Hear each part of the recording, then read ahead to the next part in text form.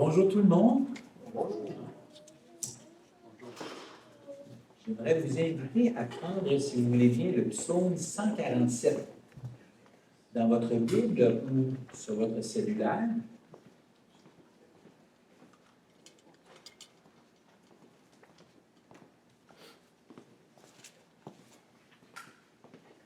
Psaume 147. Combien il y a de psaumes dans la Bible? 150. 150. Presque à la fin du livre des psaumes.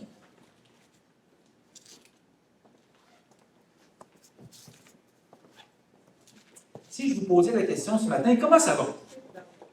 Ça va bien. Ça va bien? Excellent. Si je vous demandais, comment ça va vraiment? Parfois, on pourrait dire, ça va bien, ça va peut-être un peu moins bien dans certains domaines. C'est rare que ça va bien dans tous les domaines de notre vie, puis dans la vie des gens autour de nous, des gens qu'on aime. On a tous des choses qui vont bien, mais des choses qui vont moins bien. Des choses qui nous font souffrir, qui nous rentrent dedans, qui nous concernent, soit nous ou les gens qu'on aime, les gens autour de nous. Le mensonge qui m'a tenu loin de Dieu pendant mon adolescence, jusqu'à l'âge de 20 ans, c'était « Dieu est lointain, il ne s'intéresse pas à ce que tu vis, Jacques. » Mais la vérité que j'ai découverte en lisant la parole de Dieu, c'est au contraire, Dieu est bon pour moi et je peux lui faire confiance. Amen. Après 40 ans, je réalise ça. Quand ça va moins bien, qu'est-ce qu'on a en général tendance à faire? Une bonne stratégie, c'est fuir. Que ce soit alcool, drogue ou l'activité, faire du ménage ou des choses comme ça. Les loisirs, les divertissements. Fuir. Ou chercher à s'en sortir par soi-même. Je devrais être capable de m'arranger. Qu'est-ce que je peux faire pour m'en sortir? Souvent, c'est comme ça qu'on pense. Quand on est au bout du rouleau, quand ça va vraiment plus, Seigneur, à l'aide! Viens me chercher! Mais à culpa. Hein? Mais est-ce qu'on ne devrait pas aller à Dieu avant que ça soit catastrophique? Avant que la situation soit désespérée? Au lieu de dire « capable tout seul ». Donc, dans le psaume 147, je pourrais lui donner un titre non inspiré de Jacques. Je l'appellerais « La bonté puissante de Dieu pour les siens ». Bonté puissante de Dieu pour les siens. Et c'est un psaume qui amène, qui au fond nous montre que dans les moments moins faciles, au lieu de fuir ou de nous replier sur nous-mêmes, mais on devrait regarder à Dieu, l'admirer et le louer. Ça ne va pas bien? Regarde à Dieu, loue-le. Et ça fait toute la différence. Le psaume 47, ça a été composé après le retour d'exil. Et c'était pour célébrer la reconstruction du temple de Jérusalem. Et il invite les croyants à tourner les yeux et le cœur vers Dieu dans un contexte où c'était impossible de ne pas voir que la situation était vraiment pénible. Était vraiment... Tu sais, parce que le temple qu'ils étaient en train de reconstruire, c'était une vraiment pauvre copie du temple original. C'était impossible de ne pas voir que la situation était vraiment... c'était en lambeaux, comparativement à la gloire de ce que ça avait déjà été. Donc, ils célébraient, mais en même temps, c'était comme, wow, ils revenaient d'exil. C'était loin de la gloire initiale. Et c'est intéressant que le psaume 147, il y a 3 sections qui commencent toutes par une exhortation à louer Dieu. Donc, 3 strophes. Et il y a toujours, au début de chacune des strophes, verset 1, verset 7 et verset 12, une exhortation de louer l'Éternel. Et là, voici pourquoi. Vous devriez louer l'Éternel, même quand ce n'est pas toujours évident. Donc, 3 sections, 3 bonnes raisons pour louer Dieu, même quand ça va moins bien. Premièrement, Dieu a compassion. Deuxièmement, Dieu est généreux. Et troisièmement, Dieu est au contrôle.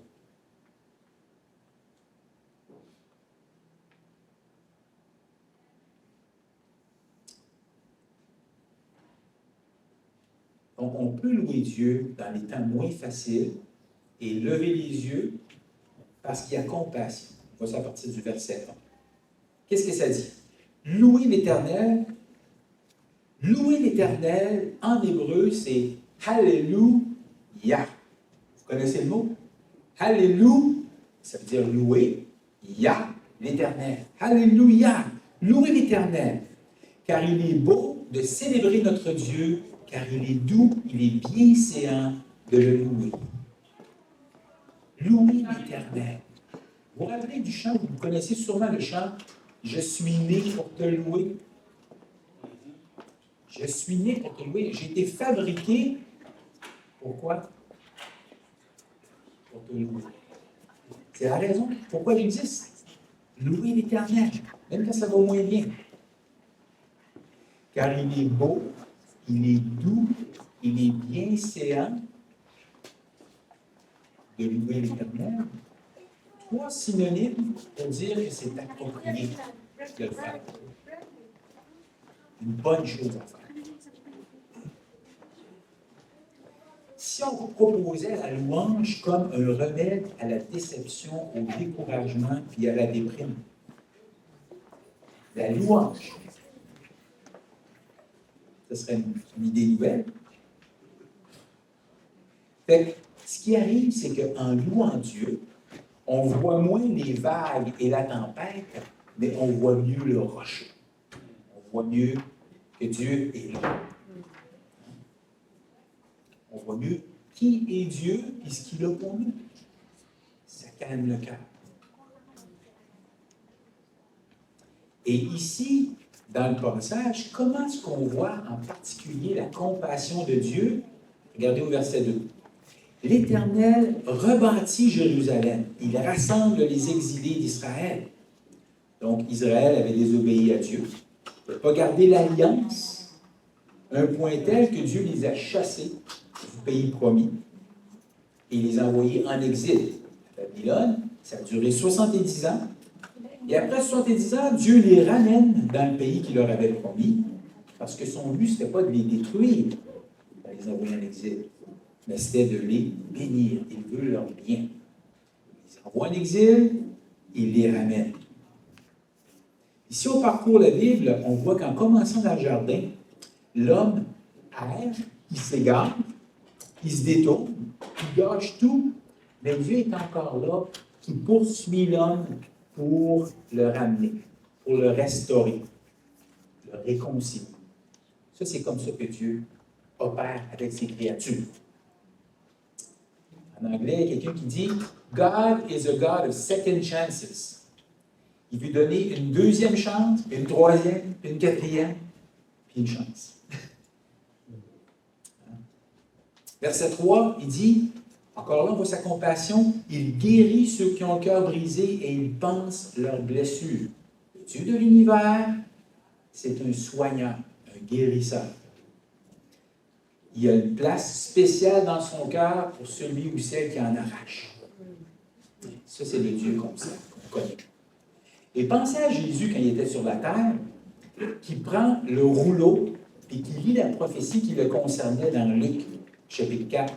Il dit « L'Esprit du Seigneur est sur moi, parce qu'il m'a oint pour annoncer une bonne nouvelle aux pauvres. Il m'a envoyé pour guérir ceux qui ont le cœur brisé.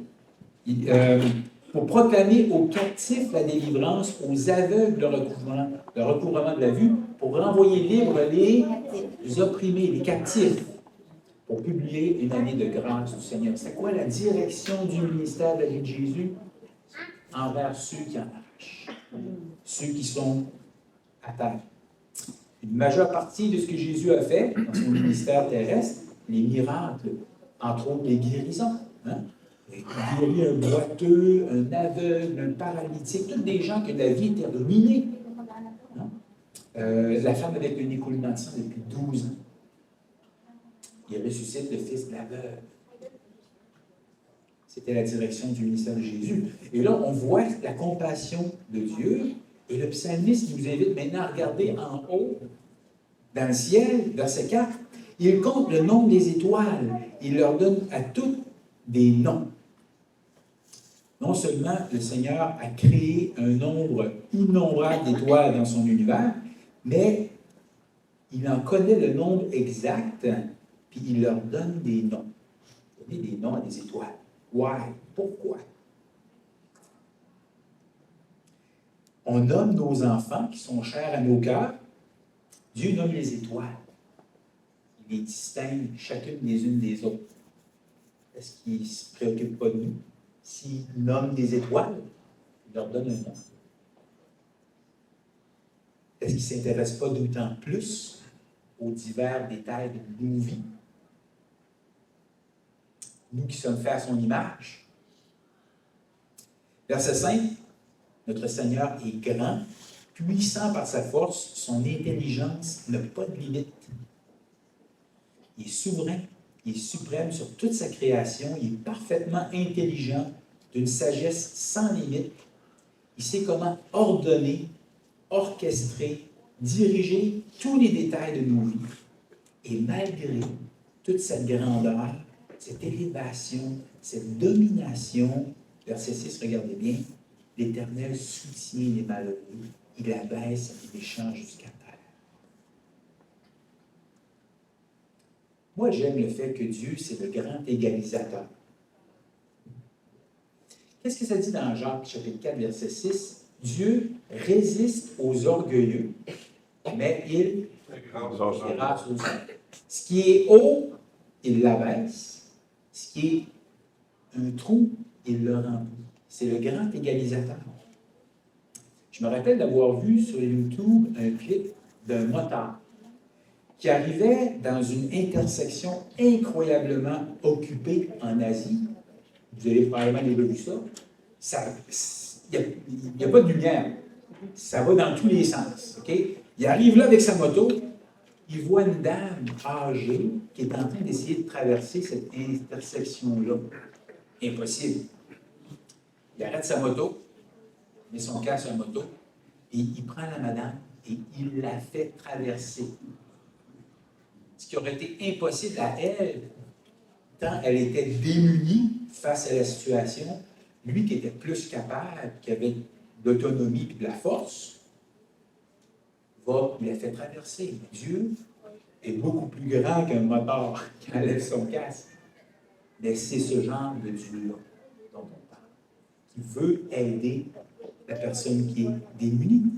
Il aime utiliser sa force, sa puissance pour relever, restaurer, prêter secours. Donc, nous pouvons louer Dieu dans les temps moins faciles parce qu'il a compassion. Deuxièmement, parce qu'il est généreux. Verset 8 au verset 11. Mais le verset 7, c'est l'exhortation à la louange de la deuxième strophe. Chantez à l'Éternel avec action de grâce. Célébrez notre Dieu avec la harpe. Donc, c'est d'être rempli de reconnaissance, d'admiration, avec ou sans instrument. C'est bon de louer, chanter la gloire de notre Dieu. Et pourquoi c'est bon? Et là, on le voit dans le passage, il est généreux envers nous. Complètement le contraire de ce que moi j'imaginais que Dieu était. Il ne veut pas qu'on ait du plaisir, puis arrangez-vous. Mais non, Dieu n'est pas comme ça, il est généreux. Verset 8.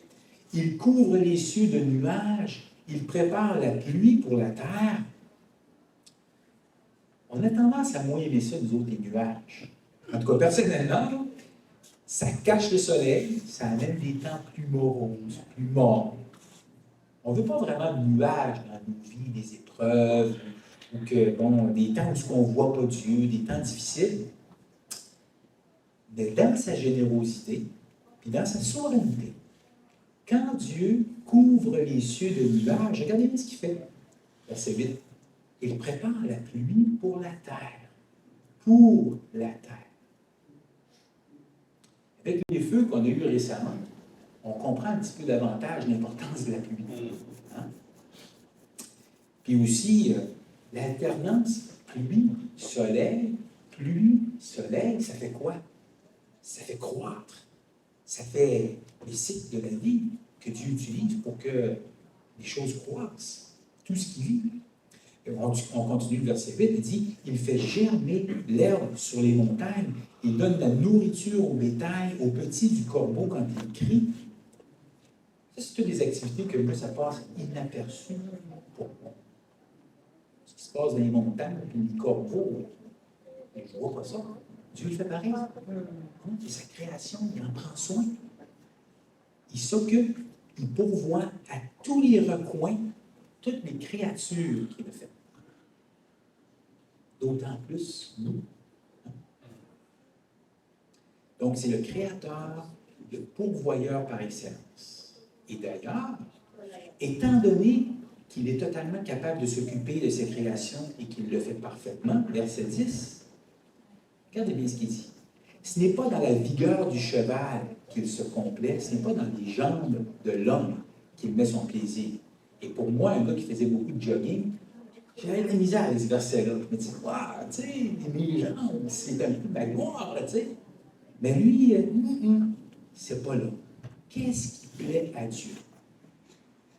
Verset 11. Et là, c'est comme tous ceux qui aiment le Seigneur et qui veulent plaire à Dieu. Là, c'est comme notre antenne est élevée. L'Éternel aime ceux qui le craignent, ceux qui espèrent en sa bonté. Reste là, Seigneur, je vais manger, si j'ai besoin, je vais sonner. Non, c'est pas ça qu'il aime. Il aime que je le craigne et que j'espère en sa bonté, donc que je recours à lui quand ça ne va pas. En premier, puis dire, as-tu d'autres moyens que tu veux utiliser, mais toi en premier. Why not? Donc, notre Père, il veut une relation intime avec nous. Il veut qu'on le prenne au sérieux.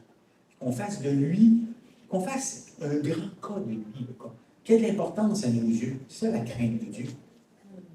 Il veut qu'on lui fasse confiance au lieu d'essayer de nous arranger par nous-mêmes. Parce qu'il est généreux. Contrairement à ce qu'on pourrait penser. Il est généreux. Et sur quoi je m'appuie pour faire face dans la vie? Quand ça va moins bien, quand les temps sont durs. L'Éternel aime ceux qui le craignent, ceux qui espèrent en sa bonté.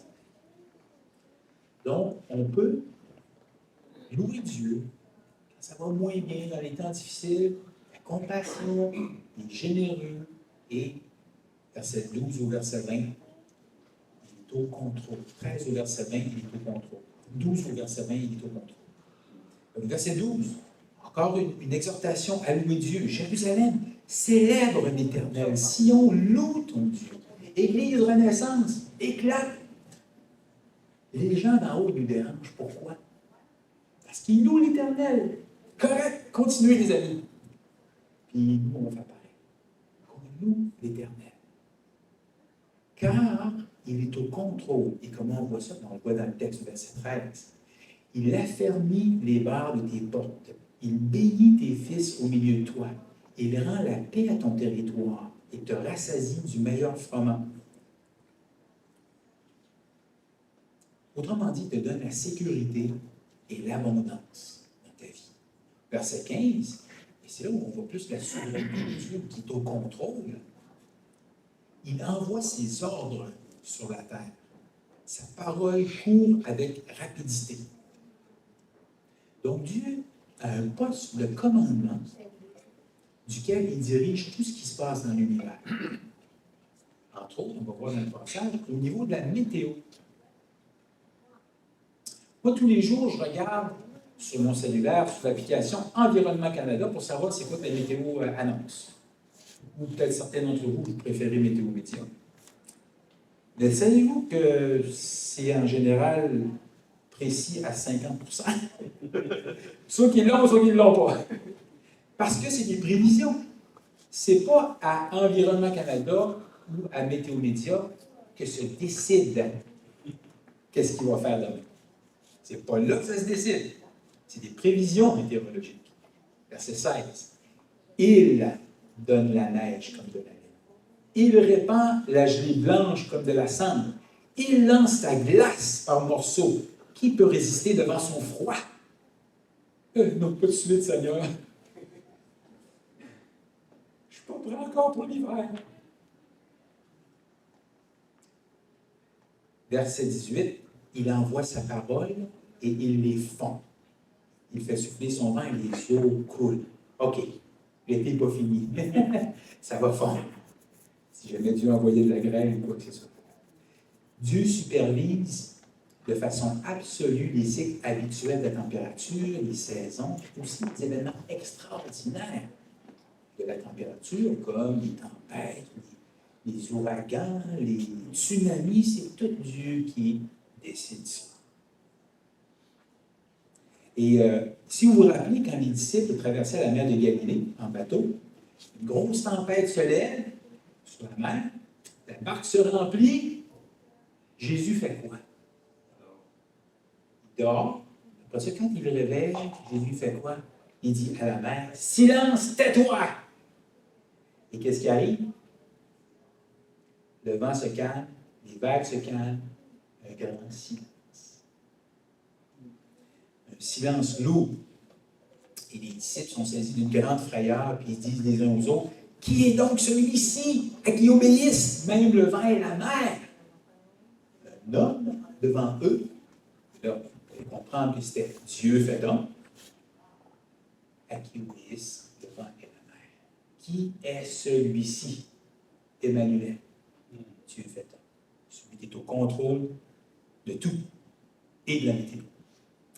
Donc, on a une ancre solide dans les temps difficiles parce que Dieu est souverain sur la météo, sur son univers, sur nos circonstances. Il peut permettre aux circonstances, il peut les interrompre, il peut les changer à sa guise. Pour sa gloire et pour notre bien. On a une ancre solide. Et ce qui est merveilleux, c'est que dans ce monde incertain, il ne nous a pas laissé sans guide. Là, on parle de ce qui peut arriver dans les circonstances difficiles, mais il nous a aussi donné un guide pour éviter les circonstances difficiles. Qu'est-ce qu'on voit? Verset 19.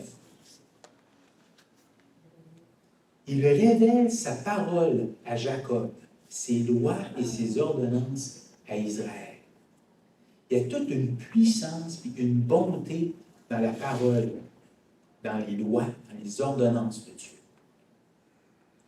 Quand Dieu dit que la lumière soit, qu'est-ce qui arrive? La lumière allume dans l'univers. Quand Jésus dit au vent à la mer et à la mer, silence, tais-toi, qu'est-ce qui arrive? Le silence se fait. Quand Dieu dit, tu aimeras ton prochain comme toi-même, ou pardonnez-vous réciproquement, qu'est-ce qui arrive? Ça marche dans la vie des hommes. Parce que Dieu l'a dit, si on le fait, ça marche. Ça fonctionne. Ça fonctionne dans l'univers quand on fait ce que Dieu dit. Il y a une puissance, une bonté dans la parole de Dieu pour le croyant. Et les lois et les ordonnances de l'Éternel, c'est le manuel d'utilisateur de la vie sur terre. Et pour l'éternité aussi. Moi, je vois tellement, à mesure que le temps avance, quand je me laisse guider, quand je m'en pratique la parole de Dieu, ça va bien pour moi. Dans ma propre vie, mais aussi dans les relations avec les gens qui m'entourent. Ça marche, ça fonctionne. Donc, on peut aller à Dieu en tout temps, quand ça ne va pas, mais dans sa générosité, il nous guide à suivre pour que ça aille bien en amont, que ça aille bien si on suit le guide. Merci, Seigneur. Merci, Père. Et regardez au verset 19, qu'est-ce qu'il dit? Il révèle sa parole à Jacob, ses lois et ses ordonnances à Israël.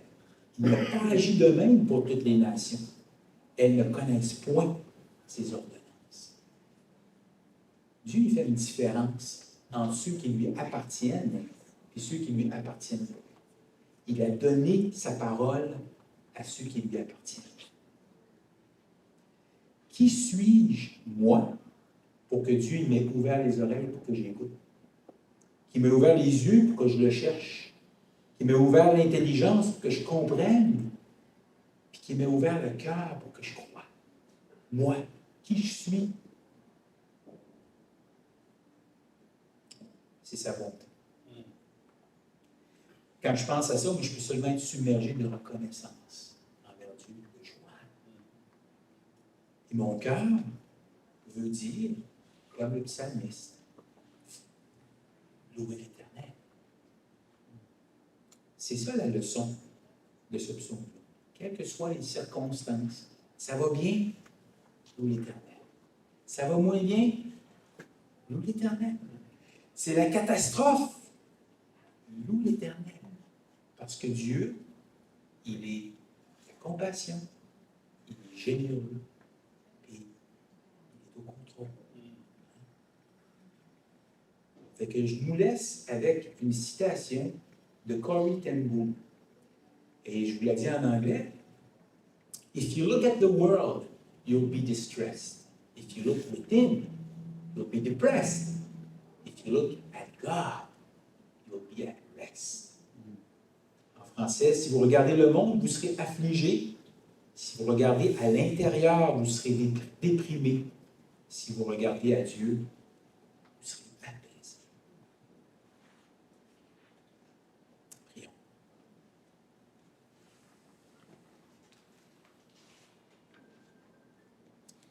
Seigneur, moi je confesse que dans les temps moins faciles, c'est tellement facile de justement aller chercher ailleurs, de prendre le système D, de vouloir me débrouiller par moi-même.